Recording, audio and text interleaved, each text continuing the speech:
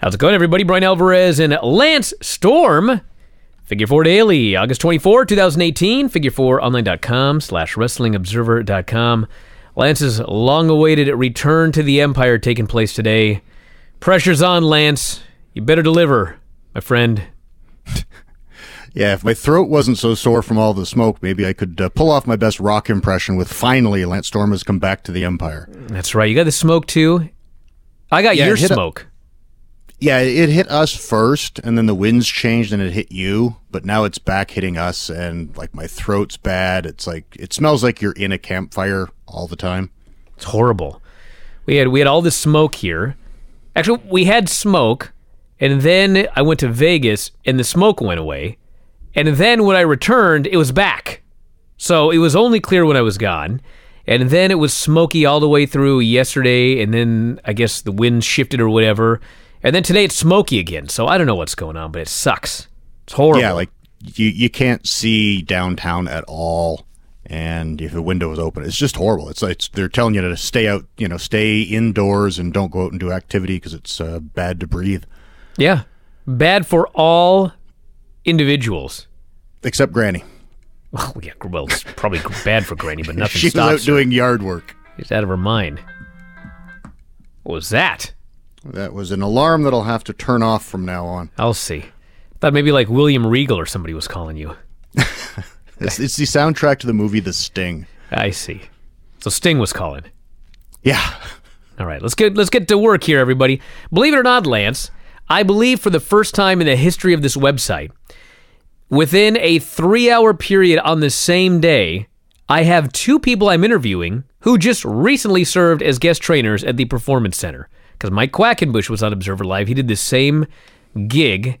He claimed that he got a T-shirt and a smoothie out of the deal. Was that a similar experiences to you? I got 2 T-shirts and a pair of shorts. No smoothie. Oh, wow.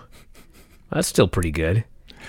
Yeah, I got a couple free meals from other people buying me dinner as well. But well, how was it? What can you tell us? It was a lot of fun. It had been 5 years almost to the day since I'd last done one. And it's the facility still amazes me. Robert Gibson was down as well, which I didn't know at first. I just saw him when I was having breakfast in the hotel Monday morning. I look up and there's Robert Gibson waving. I'm like, oh, hey, there's Robert Gibson. But yeah, it was really great, and it's good to see people. Oni's just gotten back. He finally got clearance after face surgery, so it was good to see Oni again. Hey, was Robert running that promo class? No, he wasn't. He was working with one group doing, I guess, primarily tag psychology and so forth. That's he's his area very of good at expertise. that, yeah. He's had a tag match or two. Yeah. But no, I worked with Norman's class for a while, and then another guy, Johnny, I'm going to forget his last name, and I feel really bad. English guy. Johnny Saint? No, not Johnny Saint. There's another, Johnny Moss. Johnny Moss. He was there, so I was working with a lot of guys with them, and then I was working with Serena Deeb and a lot of the women. And then in the afternoon, like I think realistically, I could have just did the 3-hour morning class and went home, but I stayed and grabbed a ring, and anyone that was around that wanted to work on anything in particular or talk wrestling, discuss wrestling. So I was there till probably, like I started at 9 a.m. and I was there till usually 5:30 in the afternoon. Just working with different people, working on a few things. So it was a lot of fun. Got to try their high-flying ring, if you will. They've got one ring that's got a incredibly soft, padded inside of the ring, so you can do high-flying stuff and land in the equivalent of a crash pad, I guess, but it's under the canvas. And so that was pretty cool. So this isn't the one that has a giant pit full of foam? That's only for access?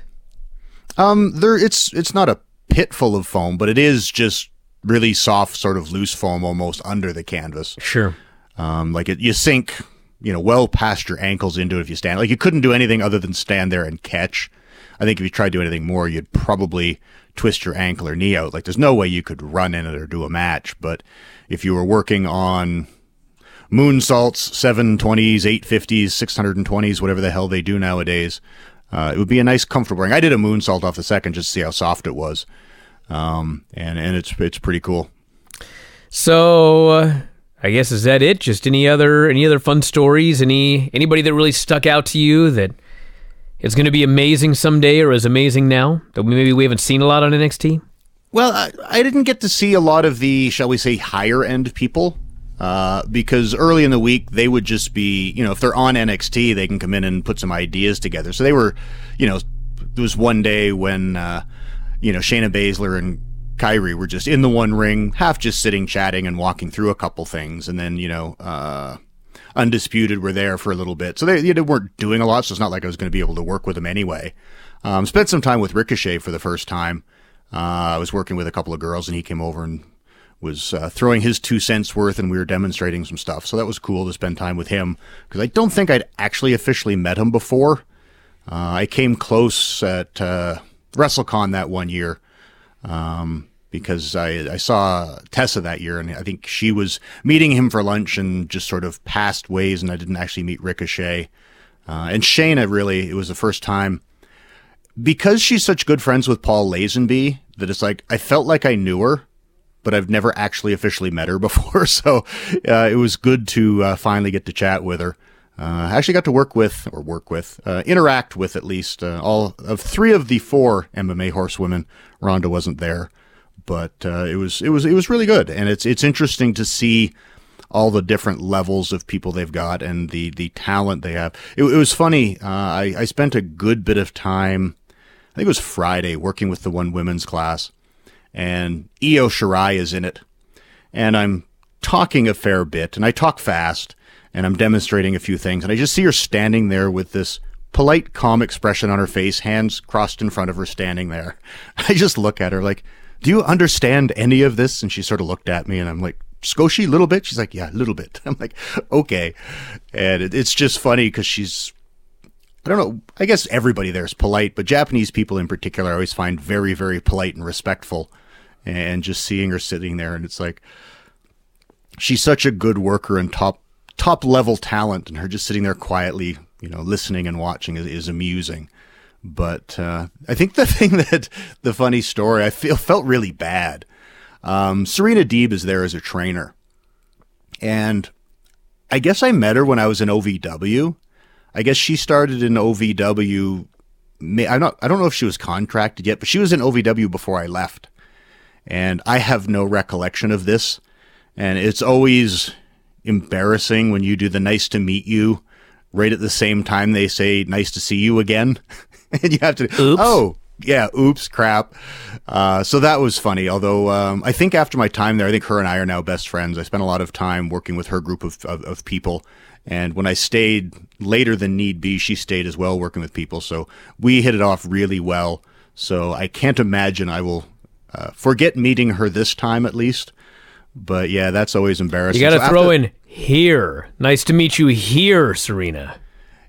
Yeah. Well, after that, I smartened up, and when everybody came up, I waited for them to say the nice to see you or nice to meet you before I commented. Sure, yeah. Yeah, because I can play the old guy card and I'll let them introduce themselves Now first. No one will ever trust you again when you meet them. Yeah. Did I tell you my Ted DiBiase story with this? I don't think so. Maybe you have. I met Ted DiBiase in 1993 when I worked for Otto Vons. He came over for a championship match with Rambo. Right after he put over 1-2-3 Kid and left WWF at the first time. And he actually came over and sat down and asked me about working rounds. So I sort of gave him a 10-minute tutorial on the psychology of the round system. And then fast forward from 1993 all the way to 2004, 2005 when I'm in OVW. And Ted got hired, I think, as part of the creative team. And he came down to OVW to see everybody. And, when you come in the OVW arena, just in that door, I ran into him right there. And he did oh, hey, nice to meet you, and introduced himself. And I just said, yeah, nice to meet you, sir, and shook his hand. And then he went in, to the right where you go into the office to see Danny. And I told the students, it's like, I actually met him before, but, it was 20 years ago. I'm not surprised he doesn't remember me. I guess it was a decade. And they're like, yeah, it's like, I'll forgive him the decade. It's like I was a small part when he was busier doing other things. And then I walked back into the main arena of the OVW arena, and he came through the entranceway. And as he comes through the curtain of the entranceway, he looks at me, walks over, sticks his hand out, goes, "Hi, Ted DiBiase, nice to meet you." I just looked at him. It's like, okay, I'll forgive the 10 years, but I just met you like a minute and a half ago, dude. You know, sometimes things happen. Apparently, I'm not that memorable. Hey, well, he'd remember you today, right? Actually, I saw him at one of the House of Hardcore shows that I did, and he absolutely remembered me, and we chatted, so he remembers me now. That's good. All right, let's get some news here. So the big story of the week, I don't know if you've heard, the Becky Lynch turn, or whatever you want to call it. I guess it was a turn. Hopefully it's not a turn for long. Everybody's talking about it. I can tell you that Road Dogg, very upset about this. He basically threatened to kick Mike Sempervive's ass, although he didn't use those words. He said, "I'd love to meet you," or something like that, and then blocked him. I know he's apparently not happy with me. But to me, it's like, at the end of the day, if WWE does something, okay, and I don't like it, but everybody else loves it, and I'm that sole dissenting voice acting like a jerk, fine, be as mad at me as you want, okay? But when you do a poll on the WWE website and you ask fans about support for Becky Lynch, and 95% of them express that they support and have supported her the entire time, it ain't my fault. I thought this sucked. Everyone thinks it sucks. Maybe not you, Lance, but that seems to be the consensus. What have you thought of this Becky Lynch turn? Oh, I agree with you. And the thing is, it doesn't even matter if he's right or we're right. The fan response on Tuesday tells you it didn't work. Like, when you get the opposite reaction of what you're trying to do, it didn't work. Sunday and Tuesday. Apparently they thought Sunday she would be booed. Yeah, and this, it goes back to, and I don't remember who, I was telling the story, but when I booked for PWA, there was some kind of angle we were doing at the end of the show. And once the angle was over, we're going to announce whatever kind of stipulation match.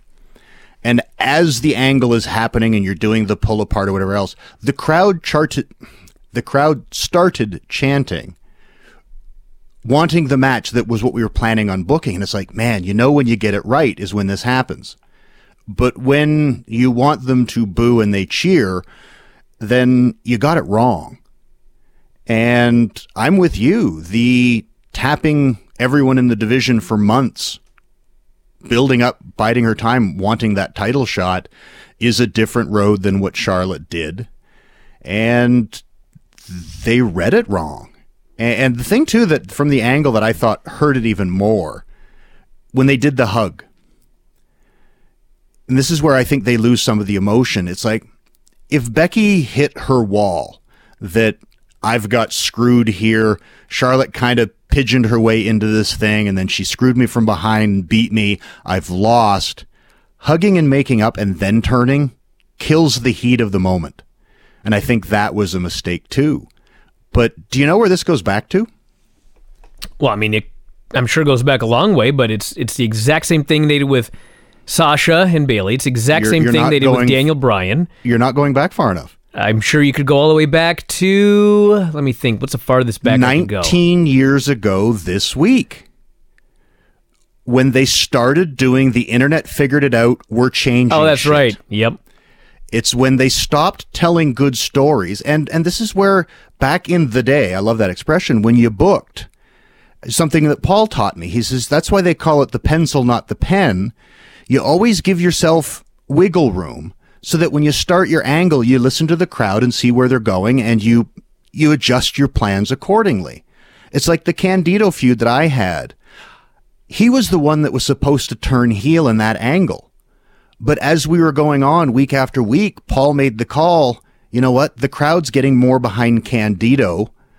We're turning Lance, and we changed the direction. And on 19 years ago, Hunter's going to beat Austin at the pay-per-view, but it leaked on the internet. So they did the Mick Foley thing, and then the immediate switch to Hunter, which wasn't good storytelling.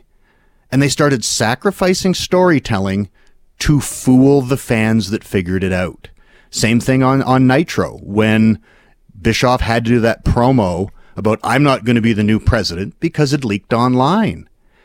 And that's the moment when you started taking the adversarial relationship of your audience too seriously, I think. And they've been doing it ever since. And that's why here's another one for you on that same show.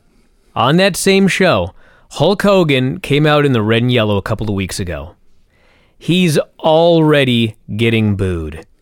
They have not yet decided who is going to turn heel. It should be patently obvious which guy the fans are going to boo, but, spoiler here, they don't turn Hulk Hogan. They turn one of the guys who's being cheered like crazy in the middle of this angle right now. And you can imagine how that goes. Yeah, and it's that we have to swerve them. And I think it's crazy. Now, again, maybe they just read the audience wrong with the Becky Lynch thing. Well, they shouldn't have, since that's the entire damn story they told, was that she was a babyface. Like, how can you misread... Okay, listen. How can you misread a story you wrote? How? The story was that she was a babyface. The story was that she was getting screwed. The story was that this wasn't fair. How do you misread a story you wrote? Well, I think this comes back to perhaps the wanting to fool the audience. They don't want to tell a story that we can figure out. It's the Vince Russo swerve bullshit that we want to make everybody think that Charlotte's going to turn, make everybody think that Charlotte's going to turn, and then we're going to turn Becky. And it's like, it's at the sacrifice of a better story. And the fact that Becky has been, I believe, a babyface her entire tenure on WWE NXT television, and Charlotte has been, I think she's turned 3 or 4 times already. It's like, Becky's the one in the right here. And it was a mistake, in my opinion. And this is where there's several other things that have been going on recently on television that I think is creating this adversarial relationship, this desire to swerve. You hated the Miz promo with the I come out and be all sincere and make you think I'm turning babyface, and then no, I'm still a heel. And at least 3 or 4 times a month we get that promo. Alexa did one, Miz did one. Seems like every heel that comes out to promo comes out and says he's sorry and then goes, no, I'm not.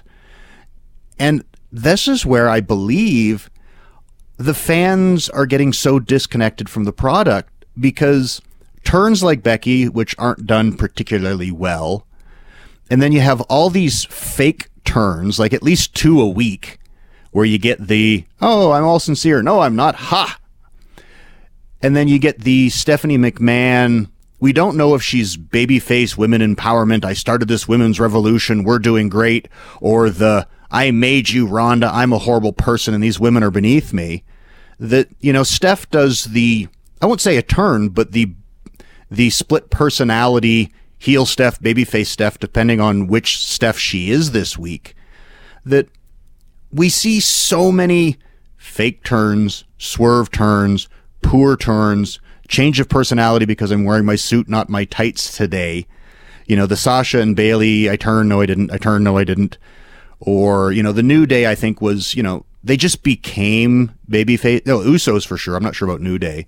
Where they were heels, but then the crowd kind of liked them, so we just booked them as babyfaces now, but there wasn't a turn. It's like, how are we supposed to get emotionally invested in turns when there's almost 3 a week and half of them are fake? Hey, let's go back to this swerve here. You read a lot of books. How many times, when you're reading like a really good book, does something happen and you're surprised and shocked, and you think, man, I did not see that coming, but that's a great story? How many times? Quite often, actually. Okay, so in order for that to happen, there must be great storytelling for you to appreciate it, correct? Yes. Okay, so if I all this week said, this Friday on Figure 4 Daily, Lance is returning to the show, or Lance will be on Figure 4 Daily. And then on Friday, I had my buddy Lance from the jiu-jitsu school on. People would be very upset But I could say, hey, I fooled you. I fooled you. You did not expect that. Point I'm making here with that terrible analogy is, if in order to swerve people, you have to do something that doesn't make any sense, obviously this is bad storytelling. Obviously this is cheating, right? Like, the whole idea should be, if you're going to have a good swerve in your story, you need to tell the story so well that when that swerve happens, not only are people surprised, but they get upset that they didn't see it coming, right? Yes, that's the idea of having a red herring, but the other option has to also make sense. Yes. Yeah, and the thing with the turn, and I know I've talked about this before, to me, the surprise element, you hear it a lot with people that are, bookers, trainers, veterans. They always talk about, the one key element we have left is surprise. But again, the surprise has to make sense. But to me, I always go back to a couple of the really key good turns that made money. And, Hunter Batista is one of the best. And when Batista turned, there was a great surprise, but it wasn't that he turned, it was that he turned this week. Because each week you tuned in and you were sure that Batista was going to have enough of Triple H and he was going to beat the hell out of him.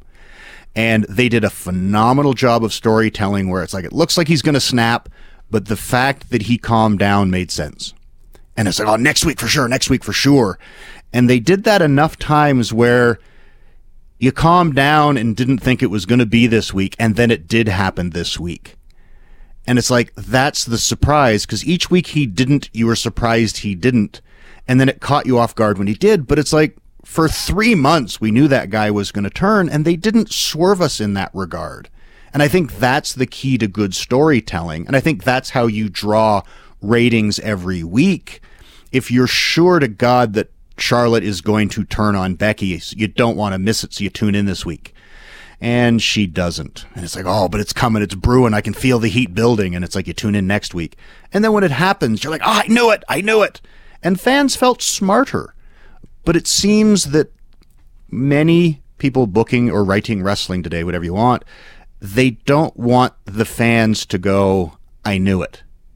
And it goes back to 19 years ago this week. Ah, damn it, they know it. We have to change our plans. And it's like, no, you don't. The Ronda Rousey, Stephanie McMahon segment. Yeah. Again, I mentioned the issue I had with corporate Stephanie McMahon starting the promo and then heel general manager Stephanie McMahon ending the promo. But when she was ending the promo, the thing that came to my mind is a guy should be doing this. A heel should be... The guy heel should be the one making the women stand on the floor while he's in the ring addressing and talking about how they're allowed to have this pay-per-view now. Because, the whole part about women empowerment to me is women standing up against a male-dominated world.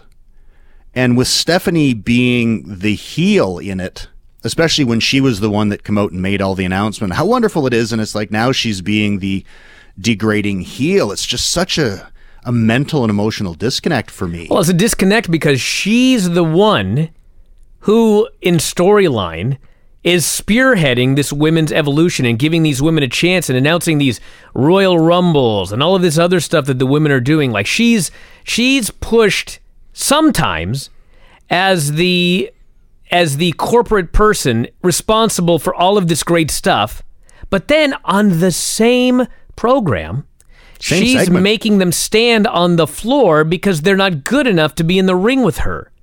It's ridiculous. Yeah, it was crazy. And again, I would be, if she was heel Stephanie whenever she's on Raw, and corporate Stephanie whenever she's on the Today Show, doing media and stuff, it's like, okay, I could do that. And I think Hunter does a better job of being, I think you like to call him Uncle Hunter when he's in NXT and he's Triple H the Game on Raw. Sometimes they bleed over, but I think that's a better the ability to separate. But Steph did it in the course of like 1 minute in the same segment, transferred from I'm spearheading this women's movement to I'm the tyrant that's taking credit for everything that these lowly women did, and they should be thanking me for it. And it just seemed weird, and I didn't like Ronda having to. Now, I think it worked in making Ronda the babyface, which is what they want, but I thought it really weakened every other woman out there with girls, get up here and stand with me. Why are you, standing in the ditches, so to speak? And like the women had to be coaxed into seeing themselves as equals. And it's like, okay, if that was, Christ, I'm trying to think now, 2 years ago when they first started the revolution/evolution, but it's like, we're supposed to be well on our way here. They've had a Hell in a Cell. They've had a Royal Rumble. They've, main evented Raw. They've main evented a pay-per-view. It's just felt like a real step back to, come on, girls, stand up. You're equals. The promo, I really felt odd in that regard. I mean, everything they do with Stephanie and... I mean, last time we saw Triple H on television, he was a heel. Now he comes out on Monday, he's a babyface. He's married to Stephanie. She's a heel. Is he a babyface or a heel? He's definitely a babyface in NXT. It seems to be questionable on the main roster. I mean, sometimes she makes these decisions on TV where she's a babyface. Sometimes she makes these decisions where she's a heel. She's clearly supposed to be a heel. And then I get all these emails about how, Brian, babyfaces and heels don't matter. I'm just thinking the famous babyfaces and heels don't matter that I had to hear all through 98, 99, 2000. As WCW ended up going out of business. As WWE went from their biggest boom period ever to that period where it was just that 2002, 2003, 2004, the doldrums. I mean, babyface and heels do matter. Yeah, it wasn't because you were there, but I mean, that was what happened then. That's why DiBiase didn't remember you. Just kidding. He was blocking that part out. That's right, everybody was. Anyway. But yeah, it does cloud the issue, and that's where you don't get the emotional reaction. One is, it's like the Money in Bank conundrum now, that it's a heel tactic to cash in and screw over the champion. But because, in my opinion, babyface and heel has been booked poorly or made to mean less, or turns are made to mean less, it really is getting to the point where, if it's exciting, I'll cheer. If it's not, I won't. And a Money in the Bank cash-in is exciting, so they always pop like it's a babyface. And then you have to have a babyface do it, but then if the babyface does it last minute to make it the most exciting, it is kind of a dick move. And the thought or the mindset that babyfaces and heels don't really matter, I think it really undermines the emotional investment. And for a company whose booms have been really backed by great heel babyface dynamics. We've just finished watching, the Austin McMahon. And, there's a lot of people who say, oh, Steve had shades of gray. It's like, yeah, but he was the babyface. Like there's no ifs, ands, or buts. He wasn't a traditional babyface, but Stone Cold Steve Austin was a babyface, and Vince was one of the greatest heels of all time. Not just that, but I mean, when you think about babyface and heels, like whenever this stupid argument comes up, you'll hear people say like, Brian, one of the hottest shows on TV right now, it's all about shades of gray. It's kind of like, well, that's cool. So like one hot television show has successfully done this, but what does that have to do with professional wrestling? I mean, when you think about your own life, everybody listening to this right now, I would presume that everybody listening to this right now has people in their lives that they really, really like. Maybe it's their spouse. Maybe it's their parents. Hopefully it's their spouse. Maybe they've got a really good friend. And then I'm sure people, everybody listening to this right now, that they really don't like them. No matter how nice a person you are, there's that person that they rub you the wrong way. It could be me for all I know. But the point is, every human being, there are people that you like and there are people that you don't like. There's nobody whose life is filled with people they are ambivalent to. It just doesn't happen. So if in your life there are people you like and people that you don't like, how can you say that there don't need to be baby faces and heels in professional wrestling that as a fan you're watching and you somehow need to feel emotion watching and get behind certain people and dislike. It just doesn't make any sense to me, this idea that professional wrestling would be better if there weren't babyface and heels. That would be so unlike real life. And professional wrestling is supposed to be an escape, like a fantasy world that's supposed to be sort of like real life. Does that make sense? Oh, it makes total sense. And I think, too, that those that may argue that babyfaces and heels, it doesn't have to be that way, I think even it's like you don't want people that you aren't sure if you're supposed to like or hate them. It's like Rob Van Dam versus Jerry Lynn was not a heel babyface dynamic, but it was great because you had those two great sportsmen that you wanted to see them compete and you were curious who was better. But you don't want a whole show of that, and you don't want to have Rob the heel this week and next week it's Jerry, where it's like confusing. They were just two great guys. You could pick your favorite, but when you had Tommy Dreamer versus Just Incredible, you knew Tommy Dreamer was the babyface and you got emotionally invested.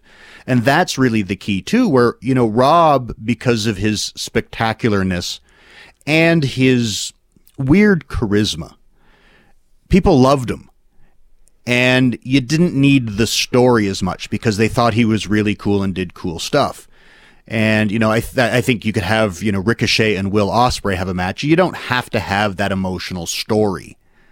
But if you're going to bother to do turns, and if you're going to do stories because you're a weekly episodic television show, the vast majority of your roster needs to be clearly defined as either a babyface or a heel, so we have some kind of idea what kind of outcome we want. So it's not just we'll see some spots.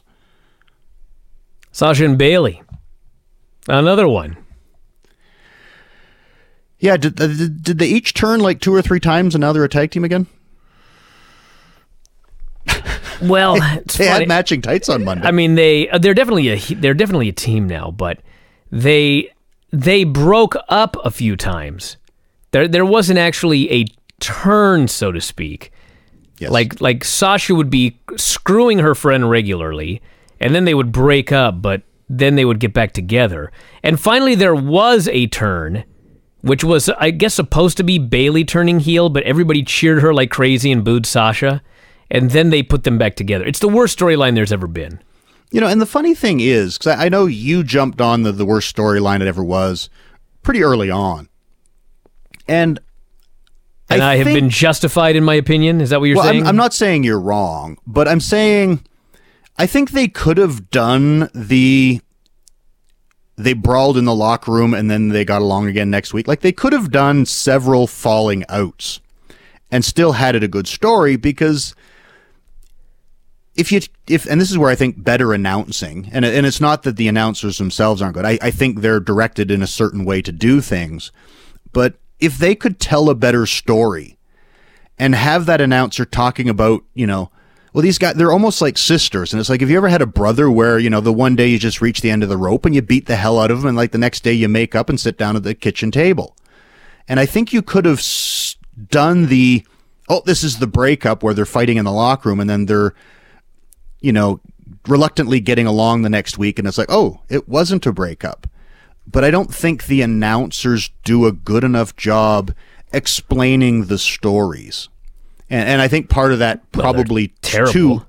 Well, no, part of the problem. But the thing is, they don't have to be. Like Michael Cole at different times has been a great announcer, in my opinion.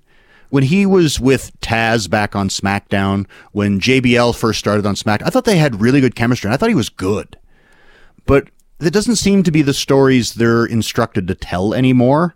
And I think part of it might be if the writers plan a 6-week story and then Vince changes week 2 and they have to rewrite the next, you haven't even figured out where the story's going, so you can't really tell the announcers how to play it.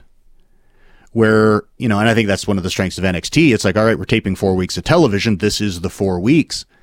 And when you know for sure that, no, we're going to do 3 false breakups before they finally do this. We want the announcers to put over that they're sisters that fight and get along, and they fight and get along. And it's like, sell it that way so that you start getting used to them not getting along, but still loving each other and being a team, then you could swerve us on the eventual breakup.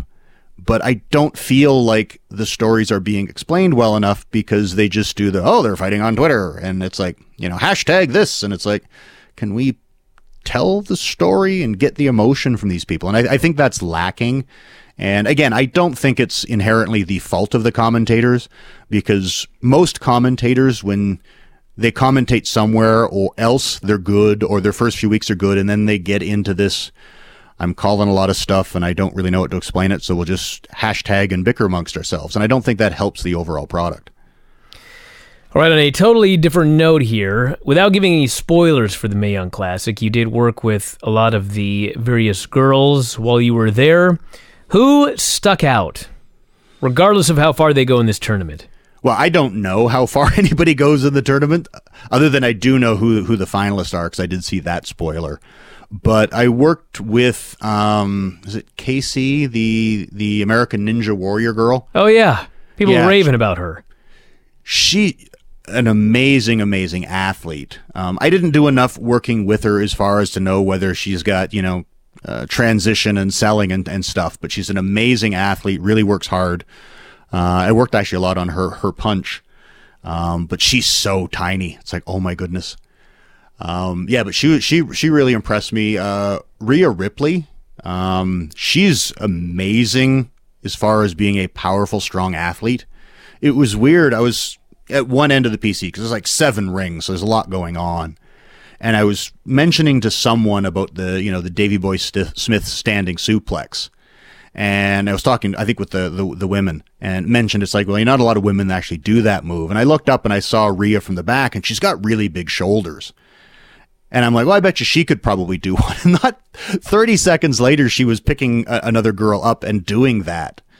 And I noticed just a slight gimmick in her technique where it's like, I could make this a lot easier for her. So I walked over to her and I'm like, if you just held them a little more in front instead of being on the side, you can base a lot better and it's a lot stronger. And she's like, oh, and I'm like, well, pick me up. And she sort of looked at me because it's like, I'm like 225, 230. I'm like, oh, I know you could hold me. And we're just on the floor. We're not even in the ring. Now, granted, they've got the mats like you do at ringside on the floor. And she could pick me up and hold me for that standing suplex just out on the floor. Wow. And she's like, wow, that's a lot better. I'm like, yeah. And then later on, we got in the ring. I'm like, all right, well, bump me. And she's like, what? I'm like, well, just bump me, because I'm up in it at the time. She's like, are you sure? I'm like, just bump me. She's like, okay.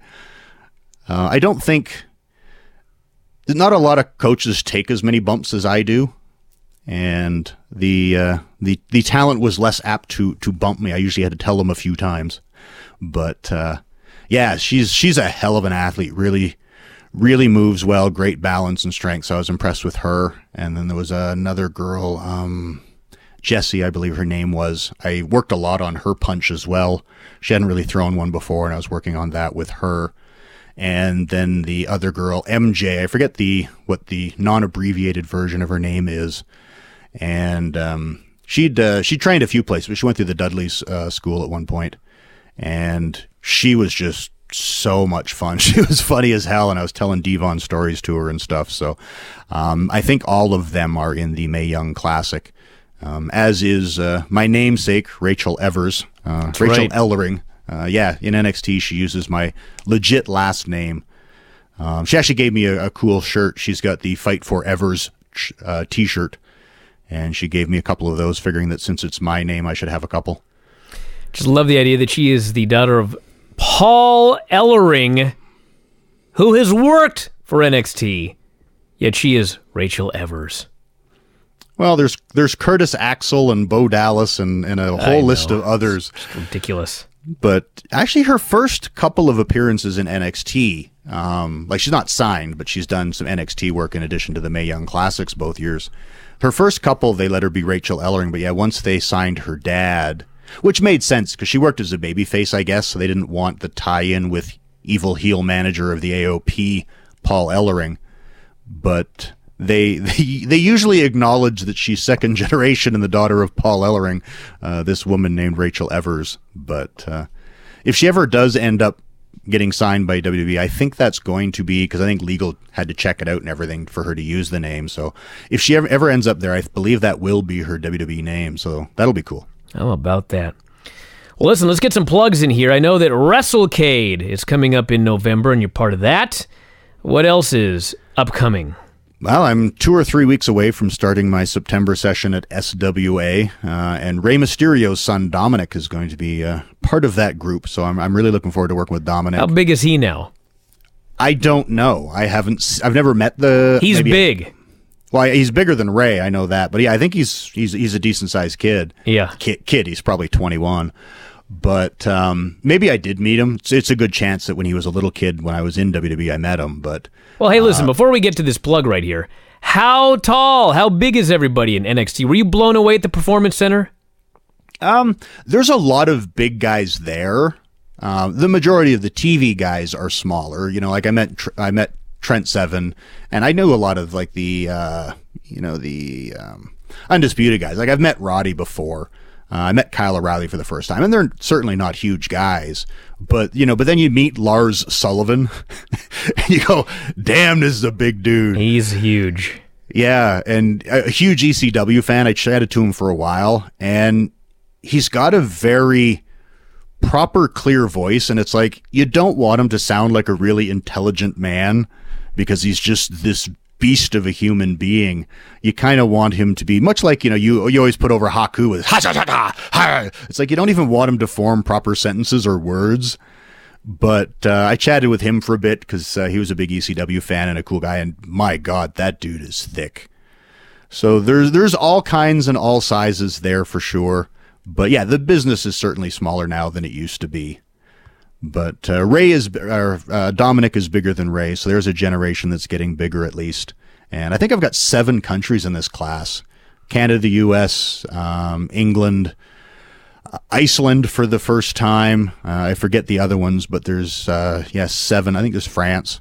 But 7 countries in my next session. January is almost full, so if you're interested, stormwrestling.com. You can check out the website there and get your application and information in for January, May, or September of next year, all of which are booking up, and January is getting close to full, so you might want to hurry. And yeah, WrestleCade in November. I think it's the 23rd, 4th, and 5th. I think I'm there the 24th. I'm there the Saturday, whichever that is, of WrestleCade. And I do so few of these. It's like probably less than one every 2 years. So if you're interested in meeting me, getting a photograph, autograph, chatting, whatever, calling me a dipshit, whatever you want to do, I will be there on the Saturday, I think for about 4 or 5 hours. I'm not sure the exact time frame, but if I had to guess, 10 a.m. till 3 as a ballpark. And I think there's, 90% of the industry, past, present, and future, will be involved. Every day I'm seeing new talent. So looking forward to that. It'll also be my first chance to meet Paul Ellering, which will be really cool, because I've told the story many times. I became a wrestling fan because of the Road Warriors, and I've met both Hawk and Animal. Precious Paul is the only standout. And since we sort of share a daughter now, I'm sort of her wrestling dad. He's her real dad. It'll be interesting to meet Paul Ellering. Well, check it out, everybody. Lance is up on Twitter at LanceStorm. StormWrestling.com is a place to go for everything. If you want information. And also, too, Storm Wrestling Academy is on Instagram at Storm Wrestling Academy, so you can check out photos and videos from training. Wow, there you go. Instagram. Lance has moved up to Instagram, so check those out. And yeah, great school. A lot of WWE alumni. A lot of WWE, I guess Storm Wrestling alumni in WWE is the way to put it. And very, very professional, nice, clean school. I have been there. I can vouch for that. It's at altitude. You'll get your cardio in as well.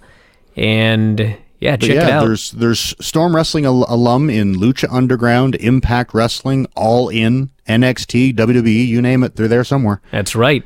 That's right. Ring of Honor. Ring of Honor. And Lance is back.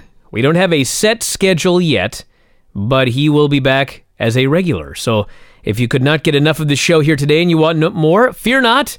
There's a lot more to come, and a lot of other fun ideas as well. So Lance and I have been chit-chatting about things, and I know Dave wants to do a show with you, Lance. He mentioned that on Wednesday, as I was doing my plugs.